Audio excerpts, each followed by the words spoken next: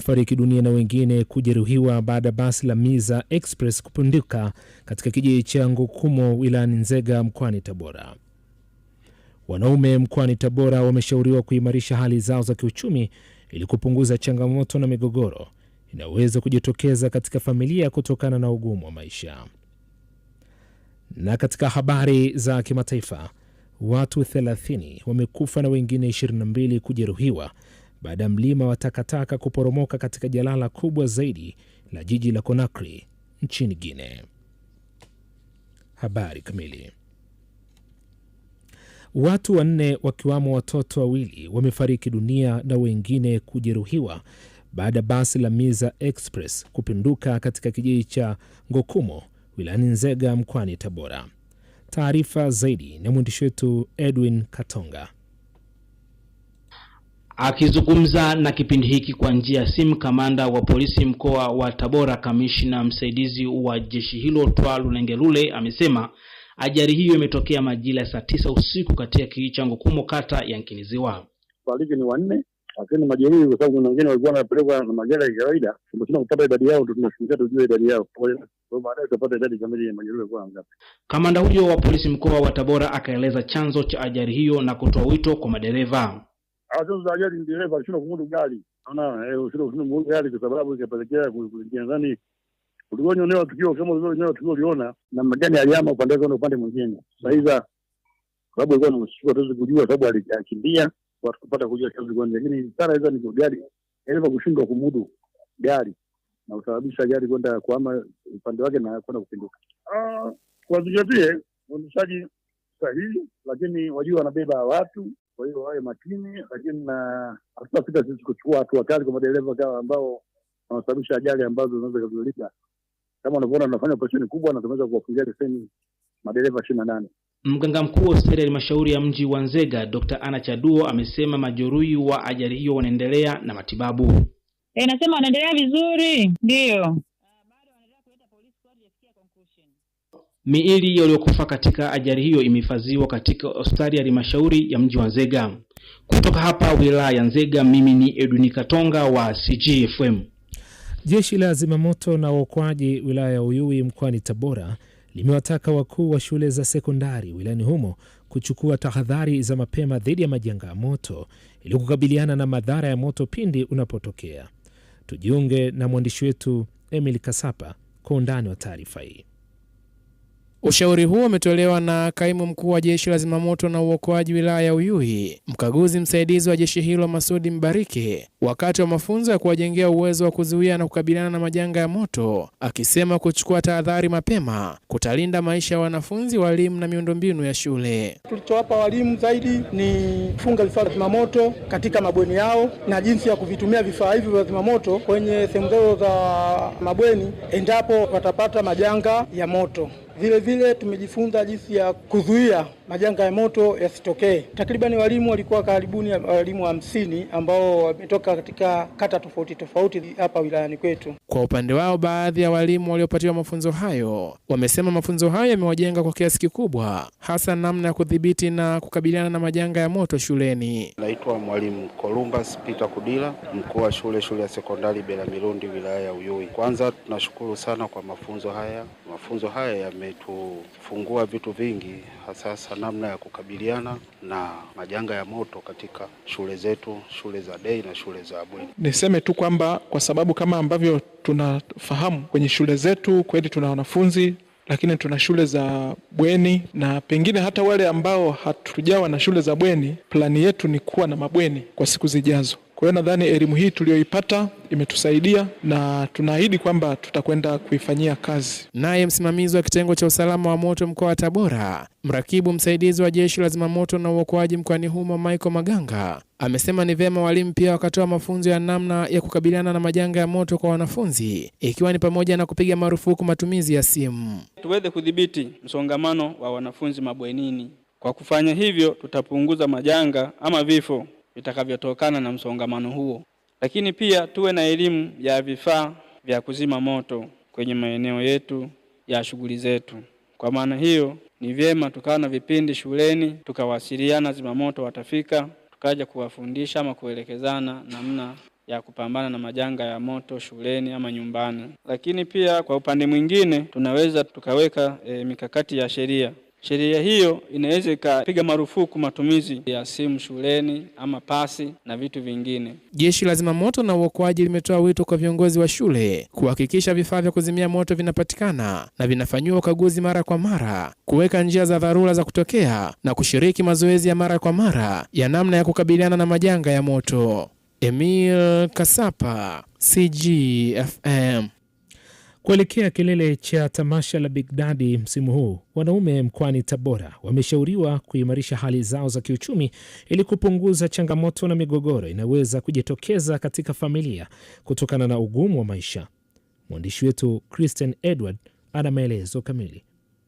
Akizungumza na CGFM, meneja mahusiano wa benki ya CRDB makao makuu jijini Dar es Salaam, Juma Saif, amesema wanaume wana jukumu la kuhakikisha familia zao zinakuwa na msingi imara wa kiuchumi, akieleza kwamba uwezo wa kifedha ni miongoni mwa mambo yanayoweza kusaidia kupunguza migogoro ndani ya familia. Tunasema kwenye imani ya Kiislamu tunasema mwanamke huolewa kwa mambo manne.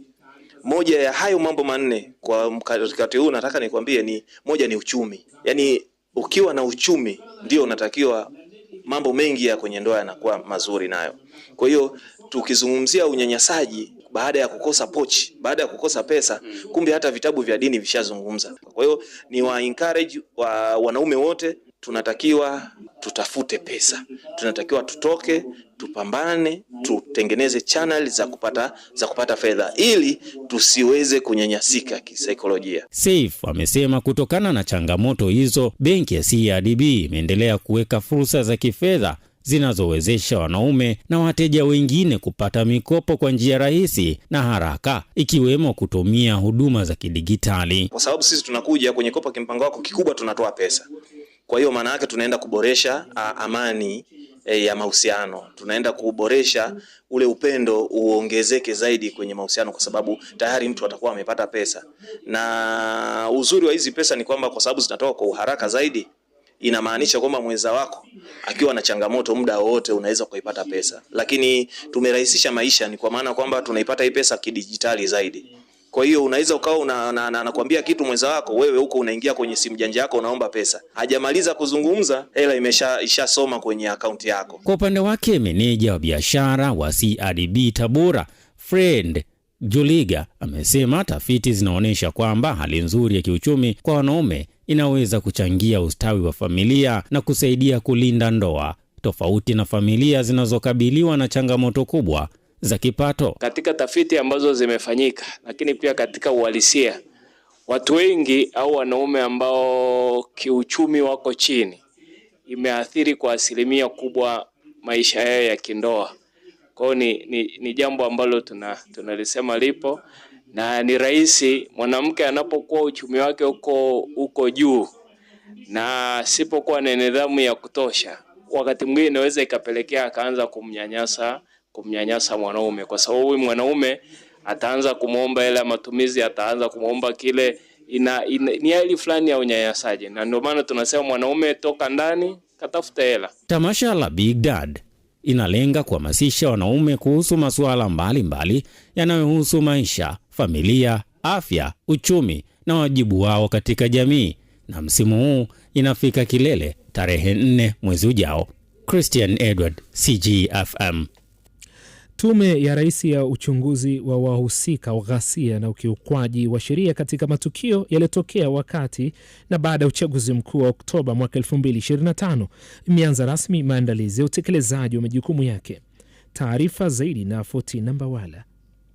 Akizungumza na waandishi wa habari leo jijini Dar es Salaam, mwenyekiti wa tume hiyo, jaji mstaafu wa mahakama ya rufani Shabani Ali Lila, amesema tume hiyo iko tayari kuanza kazi kwa kupokea ushahidi wa ana kwa ana, kukagua nyaraka na kutembelea maeneo yatakayotajwa kuhusika na matukio hayo. Jaji mstaafu Lila amesema lengo kuu la tume hiyo ni kuchunguza na kubainisha wahusika wa ghasia na ukiukwaji wa sheria katika matukio yaliyotokea wakati na baada ya uchaguzi mkuu wa mwaka 2025. amesema tume hiyo pia ina jukumu la kuchunguza chanzo cha madhara mbalimbali yaliyotokea kutokana na ghasia na uvunjifu wa amani, ikiwemo vifo, majeruhi na watu waliopotea. Jaji Lila amegusia kuwa tume iliyokuwa chini ya mwenyekiti Jaji Chande ilibainisha kuwa watu 518 walifariki katika matukio hayo, huku ikieleza kuwa huenda idadi hiyo ilikuwa kubwa zaidi kutokana na baadhi ya waathirika kutokufikiwa na utaratibu wa utambuzi. Rais Daktari Samia Suluhu Hassan aliunda tume hiyo mpya kwa ajili ya kuchunguza matukio yaliyosababisha madhara wakati na baada ya uchaguzi, akibainisha zaidi kuwa tume hiyo inaongozwa naye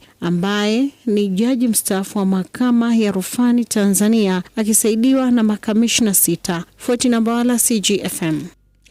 Baadhi ya wadau na wakazi wa mkoa wa Tabora wamesema wanatarajia kupata elimu na kujifunza mambo mapya kupitia kukutana katika tamasha la Big Daddy litakalofanyika Septemba 4. Taarifa kamili na mwandishi wetu Florentina Nyembuka. Meneja mkuu wa chama kikuu cha ushirika wa wakulima wa tumbaku WETCO 2018 Samuel Jokea ameiambia CGFM kuwa itakuwa ni mara ya kwanza taasisi hiyo kushiriki katika tamasha hilo, hivyo wanatarajia kujenga umoja, hatua ambayo itaendelea kuchochea maendeleo. Ingawaje ni siku ya Big Daddy ambayo kimsingi ni wanaume, lakini kwa wetu kwa kujali kina mama, nao tumewapa nafasi watumishi wetu na wajumbe wa bodi ambao watakuwa na nafasi kushiriki na sisi kwenye tukio hilo muhimu. Kwa sababu CGFM ni mdau wetu na pia kwenye Big Daddy ni mara yetu ya kwanza kushiriki. Kwa nadhani pia tutapata nafasi ya kuona na ndugu zetu ambao watakuwepo pale, majadiliano mengi yatakuwepo, na CGFM tutakuwa tumeendelea kujenga ukaribu nao ambapo tunatarajia wataongeza zaidi kutangaza mafanikio na mambo makubwa ambayo chama chetu kikuu kinayafanya. Kwa upande wake Walo Msuka ambaye ni afisa ugani wa WETCO amesema katika siku hiyo ana imani atajifunza mambo mengi ikiwemo namna ya kuisimamia familia yake. Kuelekea siku hiyo ya Big Daddy ambayo imeandaliwa na CGFM, mimi kama kijana, mimi kama baba wa familia, matarajio yangu makubwa ya kwamba katika hiyo siku nitajifunza vitu vingi ikiwemo namna bora ambayo naweza nikasimamia familia yangu, lakini namna ambavyo naweza nikahusiana na watu wengine kwenye jamii yangu. Mimi nawasisitiza tu wahudhurie kwa wingi tuweze kujumuika kwenye siku hiyo.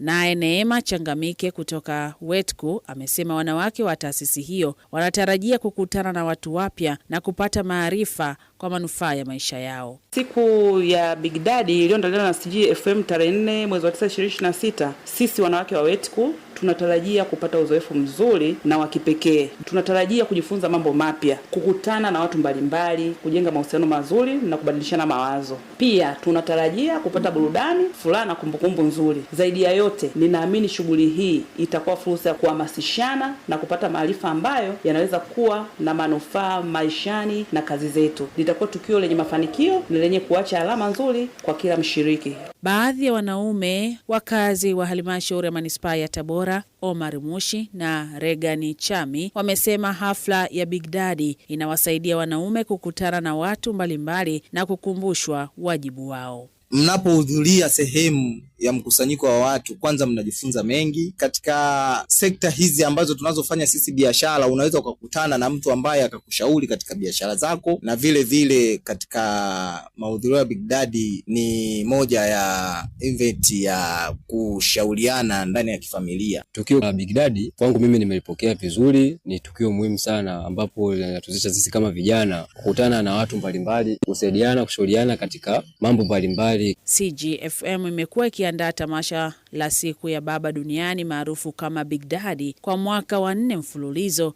kwa lengo la kutambua juhudi za baba katika maendeleo ya familia, ambapo kwa mwaka huu tamasha hilo litafanyika katika ukumbi wa Ristalemi, halmashauri ya manispaa ya Tabora, Ijumaa ya Septemba 4 mwaka huu. Florentina Nyambuka, CGFM. Unaendelea kusikiliza taarifa ya habari kutoka CGFM Radio, na sasa ni wasaa wa biashara na uchumi. Baadhi ya wajasiriamali katika mtaa wa Filta, kata Kitete, halmashauri ya manispaa ya Tabora, wamelalamikia kuchelewa kupata mikopo ya 10% inayotolewa na serikali, wakisema hali hiyo imewalazimu kutafuta mikopo yenye masharti magumu ili kuendeleza biashara zao. Taarifa ya mwandishi wetu Winifrida Ngasa inasomwa hapa studio na Musa Mzirai. Wajasiriamali hao wameambia CGFM kuwa mikopo hiyo imekuwa ikitarajiwa kuwa chanzo cha mtaji wa kukuza biashara zao, lakini kuchelewa kupata mikopo hiyo kunasababisha changamoto za kifedha na kushindwa kuongeza mitaji kwa wakati. Mimi kwa jina naitwa Pendo Kefas Mavipya, ni mkazi wa Filter. Wajasiriamali wengi tunafanya biashara hizi ndogo ndogo, tuna ndoto ya kufanya biashara kubwa, lakini mtaji. Tumejiunga vikundi, tukaambiwa tujiunge vikundi ili tuweze kupata mkopo wa 10% ule wa mama, lakini kiukweli mpaka dakika hii sisi hatujapata. Tumetembea, tumeenda Katani. Naitwa Mary Gerard Nguno, ni mkazi wa mtaa wa Filter. Ila tuko tunaomba tu kama kunaweza kutuwezesha tupate mikopo serikalini na tusaidia. Pia wamesema kutokana na uhitaji wa fedha za kuendesha biashara, wameanza kukopa katika vyanzo vingine vya fedha zenye masharti magumu na gharama kubwa za marejesho. Kila siku jioni unatakiwa ulipe shilingi 6,000. Hiyo ni athari kubwa sana, kwa sababu ikifika jioni kama hujapata hiyo 6,000, kwanza wanakuazirisha, wanakufuata. Unakuta hapa mtaani unapata sifa sio nzuri, lakini utafanyaje na huna jinsi, inabidi upite huko. Idi Ramadhani Kishiwa. Idi Ramadhani Kishiwa. Pengine serikali itufikirie kwa hilo ili kuokoa kizazi chetu. Kwa upande wake, mwenyekiti wa serikali ya mtaa wa Filter, Richard Rite, amethibitisha kuwepo kwa changamoto hiyo, akisema hadi sasa hakuna hata kikundi kimoja ambacho kimewahi kunufaika na mkopo wa 10%. Kuna vikundi vingi katika mtaani kwangu, na hii inasababisha hata kwenye ODC waga naliongelea. Vikundi viko vingi mtaani, vina vigezo, lakini mikopo hawapati. Tunishazungumzia sana, na mheshimiwa diwani analijua. Nishamwambia kwamba mitaani kuna vikundi, lakini mikopo hawapati. Akina mama wanahangaika kwenda kwenye hizi kausha damu, kukopa blaki. Changamoto ni nyingi. Form tunazijaza sana, lakini baadaye mitaji yao ikianza kuyumba, ni changamoto mtaani ya wafanya biashara akina mama. Mimi ningeomba serikali waangalie kwa jicho la pili. Wajasiriamali katika mtaa wa Filter wameiomba serikali kuhakikisha mchakato wa utoaji wa mikopo ya 10% unakwenda na wakati na wenye uwazi, wakisema upatikanaji wa fedha hizo unaweza kuwasaidia kuongeza mitaji na kuepuka utegemezi wa mikopo yenye masharti magumu. Musa Mzirai, CGFM. Zifuatazo ni habari za kimataifa. Watu 30 wamekufa na wengine 22 kujeruhiwa baada ya mlima wa takataka kuporomoka katika jalala kubwa zaidi la jiji la Conakry nchini Guinea kufuatia mvua kubwa kunyesha nchini humo. Mwandishi wetu Nyamizi Mdaki ana taarifa kamili. Tukio hilo limetokea usiku wa manane katika eneo la Dar es Salaam jijini Conakry. Serikali ya Guinea imesema dampo hilo liliporomoka ghafla baada ya mvua kubwa, huku ikihofiwa kuwa watu kadhaa wamekwama chini ya vifusi. Mmoja wa mashuhuda, mkazi wa Conakry, Mamaduba Bangoura, akiwa katika eneo la tukio, ameelezea picha ya kusikitisha ya janga hilo, huku juhudi za utafutaji zikiendelea ili kuokoa miili na majeruhi waliokwama chini ya vifusi. Lakini hapa tulipo tayari kuna zaidi ya miili 21 au 22 ambayo tumefanikiwa kuitoa kwenye vifusi. Bado kuna miili mingi zaidi kwa sababu kulikuwa na watu wengi sana. Kulikuwa na watu wengi na tulishuhudia matukio hayo. Ni vigumu sana kuzungumza kuhusu hili kwa sababu kumwona binadamu akipoteza maisha yake kwa njia kama hiyo inatia huruma sana. Inauma mno. It's pathetic. It is so painful. Vikosi vya ulinzi wa raia vikishirikiana na idara zingine za serikali vinaendelea na operesheni ya kusafisha eneo hilo na kutathmini kiwango kamili cha uharibifu, kama anavyoeleza mkurugenzi mkuu wa wakala wa usimamizi wa dharura na majanga ya kibinadamu nchini Guinea, Lansey Toure.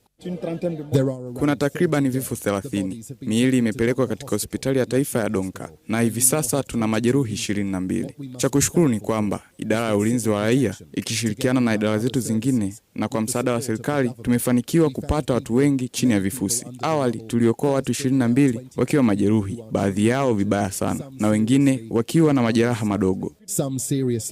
And others slightly. Mamlaka nchini Guinea zilikuwa tayari zimeshatoa onyo mapema kuhusu hatari ya dampo hilo kipindi cha msimu wa mvua, huku wakazi wa maeneo ya karibu wakiwa wamepewa taarifa za kuondoka. Nyamizi Mdaki, CGFM. Rais William Ruto wa Kenya amesema haogopi upinzani wake kisiasa na ana imani wa Kenya wataweza kutofautisha kati ya kauli za kisiasa na mipango yenye utekelezaji kuelekea uchaguzi mkuu wa mwaka 2027. Akizungumza na gazeti la Daily Nation, Rais Ruto amewataka wapinzani wake kuacha kutumia matusi, kejeli na kauli mbiu za kisiasa, badala yake wawasilishe sera na mipango madhubuti kwa wananchi. Pia ametetea programu za serikali yake zikiwamo Hustler Fund, mpango wa nyumba za gharama nafuu na mfumo wa ufadhili wa elimu ya vyuo vikuu, akisema zinalenga kuongeza fursa za kiuchumi na kuboresha huduma kwa wananchi. Rais Ruto amesema Hustler Fund pekee imeshatoa karibu shilingi bilioni 90 za Kenya kwa Wakenya milioni 27, akisisitiza kuwa mpango huo haukuwa kauli mbiu ya kisiasa bali ni mfuko unaolenga kuwasaidia wananchi. Mahakama ya Kimataifa ya Uhalifu ICC inakabiliwa na changamoto zinazoongezeka kutoka kwa baadhi ya nchi, hususan barani Afrika. Kwa mara nyingine, huyo hapa Nyamizi Mdaki kwa taarifa kamili.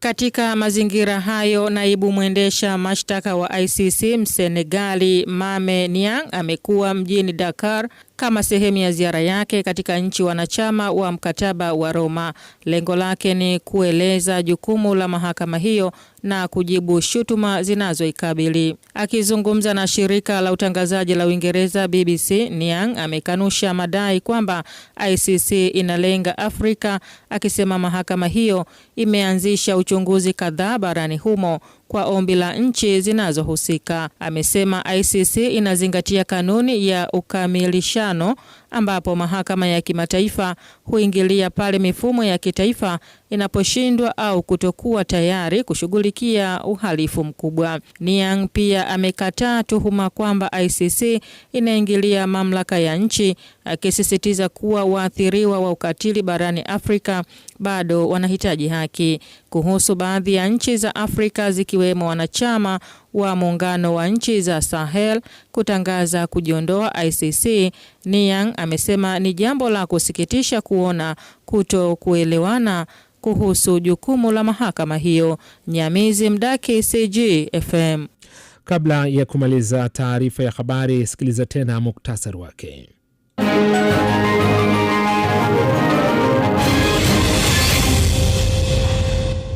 Watu 4 wamefariki dunia na wengine kujeruhiwa baada ya basi la Miza Express kupinduka katika kijiji cha Ngokomo wilayani Nzega mkoani Tabora. Wanaume mkoani Tabora wameshauriwa kuimarisha hali zao za kiuchumi ili kupunguza changamoto na migogoro inaweza kujitokeza katika familia kutokana na ugumu wa maisha. Na katika habari za kimataifa, watu 30 wamekufa na wengine 22 kujeruhiwa baada ya mlima takataka kuporomoka katika jalala kubwa zaidi la jiji la Conakry nchini Guinea. Mwisho wa taarifa ya habari kutoka CGFM. Kwa niaba ya mhariri mkuu Tetes Filipo na wote waliowasikia, asante kwa kusikiliza na kutazama. Wewe ulikuwa ukitufuatilia YouTube